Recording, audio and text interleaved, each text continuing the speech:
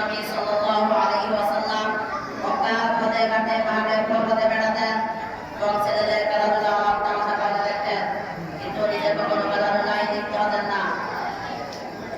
আল্লাহ তাআলা কুদরত দিয়ে বর্ণনা করতেন এমনিভাবে খেলার সময় অন্যান্য শিশুরা শিক্ষার উপরে হুজুর পায়খানা খাওয়ার জন্য ব্যাকুল হয়ে পড়ত, কিন্তু প্রধান তরুণদেরকে সবচেয়ে ভালো পোশাক পরার আগে সকলে সত্য মনে করত।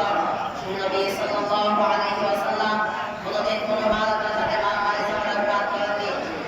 সকলের মান মর্যাদা বজায় রেখে চলতেন। কথা অনুভব পছন্দ চরিত্রের মধ্যবর্তী ছিলেন তিনি, যা বিশ্বের অন্য কোনো মানবের জীবনে কল্পনাও করা যায় না। একজন মানুষের ভবিষ্যতে সফলতা বাল্যকাল থেকেই পরিলক্ষিত হয়, আর নবী জীবনের শৈশবে এই বিষয়টি অত্যন্ত পরিষ্কারভাবে ফুটে উঠেছিল। প্রিয় বন্ধুরা, পরিশেষে আমি বলতে চাই, আজকে আমাদেরকে নবী সাল্লাল্লাহু আলাইহি ওয়াসাল্লামের মতো সুন্দর অনুভব জীবন গঠন করতে হবে। ঈমান, ইলম, আমানত ও আদর্শের ক্ষেত্রে একজন পূর্ণাঙ্গ আদর্শবাদী হিসেবে প্রতিষ্ঠিত করতে হবে। আল্লাহ